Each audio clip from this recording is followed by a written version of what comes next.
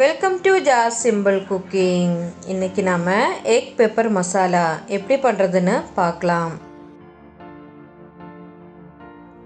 Egg pepper masala பண்ணுறதுக்காக நான் இங்கே 5 முட்டையை வேக வச்சு எடுத்து வச்சுருக்கேன்.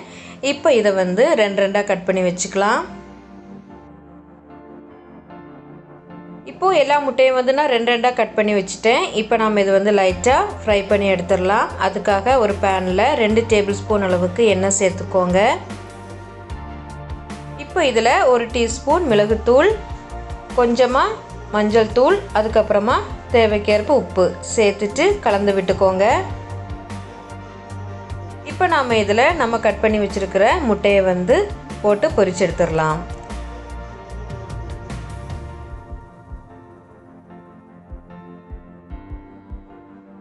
இப்போ 1 நிமிஷம் நல்லா ஃப்ரை பண்ணதுக்கப்புறமா நம்ம திருப்பி போட்டுக்கலாம்.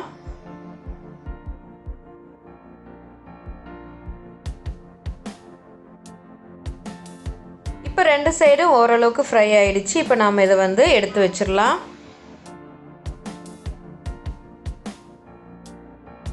இப்போ நாம் மிச்சம் இருக்கிறத முட்டைகளையும் போட்டு பொரிச்சு எடுத்துடலாம்.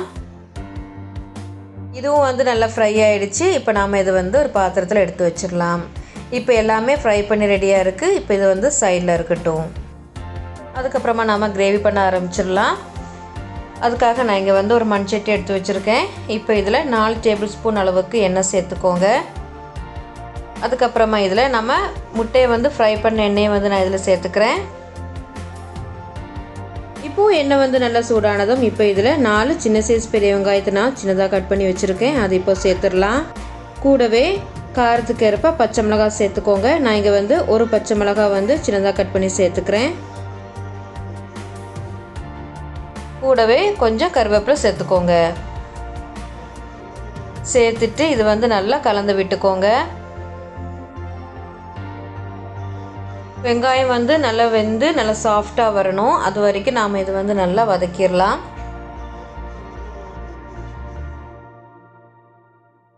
இப்போது வெங்காயம் நல்லா வதங்கிடுச்சு. இப்போ நாம் இதில் 2 டேபிள் ஸ்பூன் அளவுக்கு இஞ்சி பூண்டு விழுது சேர்த்துடலாம். சேர்த்துட்டு நல்லா கலந்து விட்டுக்கோங்க. இஞ்சி பூண்டோட பச்சை வாசனை போகிற வரைக்கும் நாம் இதை நல்லா வதக்கிடலாம்.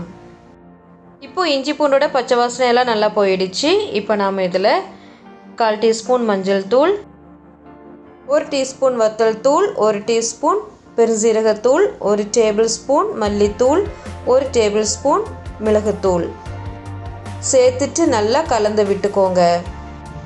மசாலாவோட பச்சை வாசனை போகிற வரைக்கும் நல்லா வதக்கிக்கோங்க. இப்போ மசாலாவோட பச்சை வாசனையெல்லாம் நல்லா போயிடுச்சு. இப்போ நாம் இதில் தக்காளி சேர்த்துடலாம். நான் இங்கே 2 தக்காளியை சின்ன சின்னதாக கட் பண்ணி வச்சுருக்கேன். அதை இப்போ சேர்த்துடலாம். கூடவே தேவைக்கேற்ப உப்பு சேர்த்துக்கோங்க. சேர்த்துட்டு நல்லா கலந்து விட்டுக்கோங்க.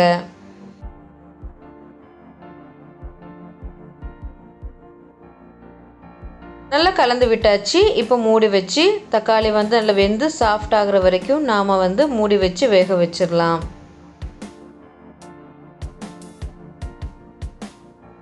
இப்போ 3 நிமிஷம் போல் ஆயிருக்கு.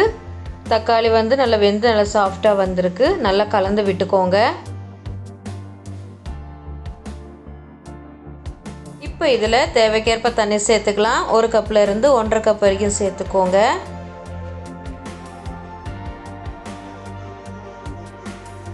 சேர்த்துட்டு நல்லா கலந்து விட்டுக்கோங்க. இப்போ இது நல்லா கொதிக்க ஆரம்பிச்சிட்டு நல்லா கலந்து விட்டுக்கோங்க. கிரேவி நல்லா கொதித்து திக்காகிற வரைக்கும் நாம் இது நல்லா கொதிக்க விட்டுடலாம். இப்போ கிரேவி நல்லா திக்காக வந்திருக்கு. நல்லா கலந்து விட்டுக்கோங்க.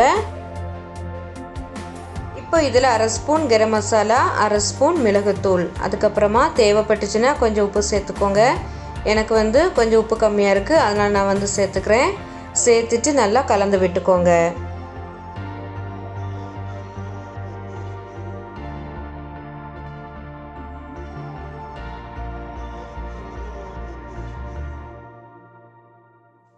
இப்போ நாம் இதில் நம்ம ஏற்கனவே ஃப்ரை பண்ணி வச்சுருக்கிற முட்டையெல்லாம் சேர்த்துடலாம்.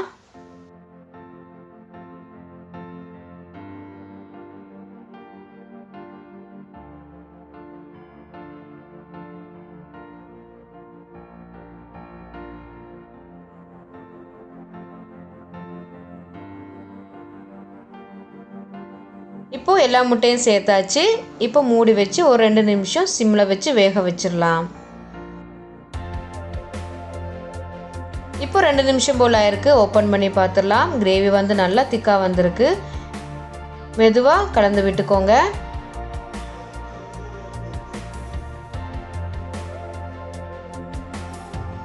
இப்போ இதில் கொஞ்சமாக மல்லி இலை சேர்த்து நம்ம வந்து ஸ்டவ்வை ஆஃப் பண்ணிடலாம்.